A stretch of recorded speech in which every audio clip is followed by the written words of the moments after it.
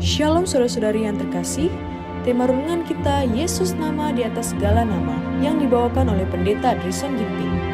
Shalom saudaraku, renungan kita hari ini Jumat 20 September 2024 berjudul Juru Selamat yang telah bangkit. Ayatnya di dalam Matius 13 ayat 23. Yang ditaburkan di tanah yang baik ialah orang yang mendengar firman itu dengan mengerti, dan karena itu ia berbuah. Ada yang 100 kali lipat, ada yang 60 kali lipat, ada yang 30 kali lipat. Ketika Kristus menjanjikan Roh kepada murid-muridnya, ia sudah mendekati akhir pekerjaannya di dunia ini. Ia sedang berdiri dalam bayang-bayang salib dengan penuh kesadaran beban yang terletak atasnya sebagai penanggung dosa. Sebelum mempersembahkan dirinya sendiri sebagai korban sembelihan, ia memberi petunjuk kepada murid-muridnya mengenai pemberian yang paling penting dan yang sempurna yang dikaruniakan kepada para pengikutnya. Pemberian yang akan membawa dia dalam jangkauan mereka sumber-sumber yang tidak terbatas akan rahmat-Nya. Aku akan meminta kepada Bapa, katanya, dan ia akan memberikan kepadamu seorang penolong yang lain supaya ia menyertai kamu, yaitu Roh kebenaran. Dunia tidak dapat menerima dia sebab dunia tidak melihat dia dan tidak mengenal dia. Tetapi kamu mengenal dia sebab ia menyertai kamu dan akan diam di dalam kamu. Yohanes 14 ayat 15, ayat 16 dan 17. Juru selamat menunjuk kepada waktu bila mana Roh Kudus harus datang untuk melakukan pekerjaan yang besar sebagai utusannya. Kejahatan yang sudah tertimbun berabad-abad lamanya harus dikalahkan oleh kuasa ilahi dari Roh Kudus. Apakah hasil dari kecurahan Roh pada hari Pentakosta? Kabar gembira tentang Juru Selamat yang telah bangkit telah dibawa ke penjuru dunia yang didiami, sementara murid-murid mengabarkan pekabaran anugerah penebusan. Hati diserahkan kepada kuasa pekabaran ini. Sidang melihat orang-orang yang bertobat berkumpul kepadanya dari segala jurusan. Orang-orang yang murtad telah bertobat kembali. Orang-orang berdosa bersatu dengan orang-orang percaya dalam mencari mutiara yang mahal harganya. Mereka yang telah menjadi penantang-penantang Injil yang paling gigih menjadi pemenang-pemenangnya. Nubuatan digenapi, orang yang tersandung akan menjadi seperti Daud dan keluarga Daud seperti malaikat Tuhan. Zakaria 12 ayat 8. Setiap orang Kristen melihat di dalam saudaranya kenyataan kasih dan kebajikan ilahi. Terdapat satu minat besar, satu pokok pelajaran dari perlombaan yang mengesampingkan hal-hal lain. Cita-cita orang-orang percaya adalah untuk menyatakan tabiat Kristus dan bekerja untuk memperluas kerajaannya. Dan dengan kuasa yang besar, rasul-rasul memberi kesaksian tentang kebangkitan Tuhan Yesus, dan mereka semua hidup dalam kasih karunia yang melimpah-limpah. Kisah Para Rasul 4 ayat 33. Di bawah pekerjaan mereka telah ditambahkan kepada sidang orang-orang pilihan yang menerima kabar kebenaran, menyerahkan hidup mereka kepada pekerjaan untuk memberikan kepada orang lain pengharapan yang memenuhi hati mereka dengan damai dan kesukaan. Renungkan lebih dalam. Apakah Roh Kudus sedang dicurahkan atas saya? Umat Tuhan yang terkasih, kita kembali mendapatkan kekuatan lewat renungan kita saat ini.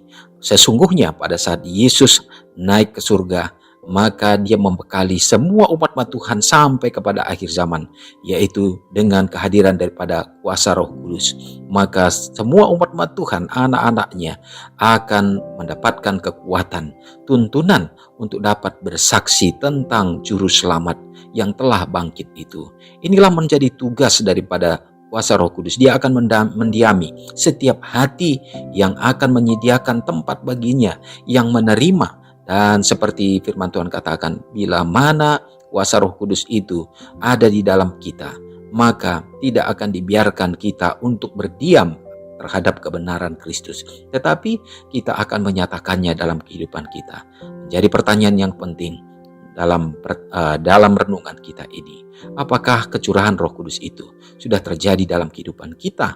Apakah dia sudah menuntun kita sekarang ini untuk hidup di dalam kebenaran? Biarlah kita mengundang senantiasa dan mempersiapkan hati kita untuk didiami oleh Roh Tuhan. Mari kita berdoa.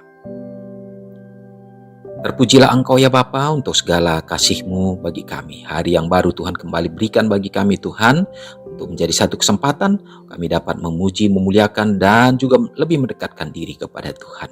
Terima kasih ya Bapa, pekabaran yang indah ini menolong kami juga untuk dapat bertumbuh. Sesungguhnya kuasa Roh Tuhan senantiasa dekat pada kami. Dan pada saat kami membiarkan hati kami untuk didiami ya Bapa, maka pikiran kami akan dituntun untuk senantiasa berpikir dan juga bertindak melakukan dan berkata-kata yang sesuai dengan kehendak Tuhan untuk melakukan kebenaran-Mu. Dan biarlah kiranya kuasa Roh Kudus Tuhan selalu berdiam dalam hati kami Tuhan, sehingga kami selalu hidup di dalam melakukan apa yang Tuhan kehendaki. Terima kasih Tuhan hari ini, dimanapun kami berada, Tuhan juga menyertai kami Bapa. Berkati umat-umat Tuhan dalam segala rencana-rencana, pekerjaan, pelayanan yang dilakukan. Biarlah kehadiran Tuhan yang selalu menuntun dan menopang dalam segala pergumulan, memberikan berkat yang berkelimpahan dalam pekerjaan, dan cukupkan dalam segala keperluan kehidupan. Lebih lagi Bapa, jadikan kami juga untuk dapat menjadi saluran kasih dimanapun kami berada. Memberkati juga umat-umat Tuhan yang berada di dalam menghadapi tantangan, problema, permasalahan, baik secara kehidupan perekonomian dan bahkan kehidupan dalam rumah tangga. Kami berharap Tuhan Engkau yang akan selalu menuntun, mengajari, dan juga memberikan hikmat akal budi dari sorga, supaya kami dapat berserah sepenuhnya untuk dituntun. Kami percaya di dalam Tuhan kami akan mendapatkan solusi-solusi yang terbaik. Umat-umat Tuhan yang sakit ya Bapa, peliharakanlah hidup mereka, jamah tubuhnya ya Bapa, berikan pemulihan dan kesembuhan. Dan tentunya lepas daripada umat-umat Tuhan juga yang selalu mungkin menghadapi juga akan duka cita, Tuhan yang akan menjadi kekuatan dan penghibur bagi mereka. Bila mana pada hari ini umat-umat-Mu yang berulang tahun ya Bapa, tambahkanlah senantiasa kesehatan, kekuatan, dan panjang umur. Dan biarlah dalam menjalani hari-hari mereka beroleh akan damai sukacita yang datangnya dari Tuhan. Semoga kasih sama menjadi bagian kami melewati hari ini Bapa. Terpujilah Engkau dan mengampuni dosa kami, karena doa ini hamba serahkan dalam nama Yesus yang sudah menjadi juru selamat kami. Amin. Selamat pagi, selamat beraktivitas, Tuhan Yesus memberkati. Ingatlah Matius 5 ayat 13-16. Biarlah kamu menjadi garam yang mengasinkan dan terang yang menyinari kehidupan orang lain. Jangan lupa subscribe, like, dan share ke seluruh dunia.